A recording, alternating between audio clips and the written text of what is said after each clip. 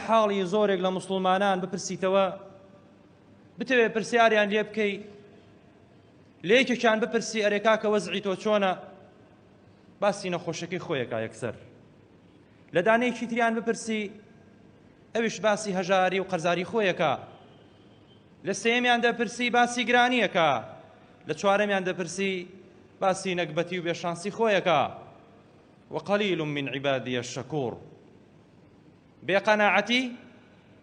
چاوبڕینە ماڵی خەڵک لەم ڕۆژگارەدا بووە بە مۆدیل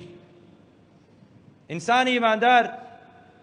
بەو ئیمانەی کە هێناوێتی بە پەروەردگاری پەروەردگار وقەناعەتی وایە کە خوای گەورە و میهرەبان بڕیار لەسەر ژیان و چارەنووسی ئەم ئینسانە ئیماندارە دەدا هیچێک لە شوێنەوارەکانی ئەم ئیمانە ئەوەیە کە ئینسانی ئیماندار سیفەتی قەناعەتی بۆ دروستە بێت لە دڵەوە بەو وەزعی کەواتێتی زۆر رازیە بەو بەشەی کە خوا پێیداوە زۆر قایلە ئەم قەناعەتە موسڵمانەکان سیفەتێکی زۆر جوانە خوڕەوشتێکی زۆر بەرزە لە ناو دڵی ئینسانی ئیماندارایە هەموو کەس باش دەزانێ ئایا ئەم سیفەتەی تێدایە تێدا نییە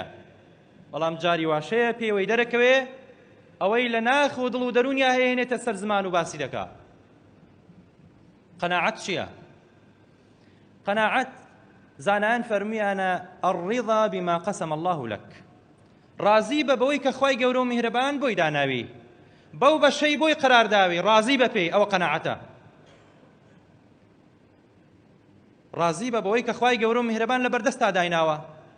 رازی بە بەوەی کەوا هی تۆیە رازی بە بەوەی کەوا حەڵاڵە ئەو بریتیە لە قەناعەت ئەم قەناعەتە هەر کەسێ نەیبێ ژیانیشی نابێ و هەر کەسێکیش هەیبێ و ئەم سیفەتەی لابێ خۆشترین ژیانە گوزەرێنێ با هەر چەندێکیشی هەبێ لە ژیانی دنیاە مسلمانەکان زانایان فەرموویانە الصبر فرض والرضا فضل وتویانە ئەگەر ئینسان چی هەبوو لە دنیاە سەبرگردن لەسەری ئەوە فەرزە دەبێت سەبری لەسەر بگری ئەمما ڕازی بوون ئەویان فەضڵە خوا فەرزی نەکردووە سنەت و مستەحەبە بەڵام پلەیەکی زۆر بەرزە ئینسان بگاتە ئەو ئاستەی کە لەوەی هەیەتی وەخوای گەورە و میهرەبان پێیداوە لە دنیا سەبری لەسەر بگرێ و پێشی ڕازی بێ ئەمە بەڕاستی پلەیەکی زۆر بەرز و عەزیمە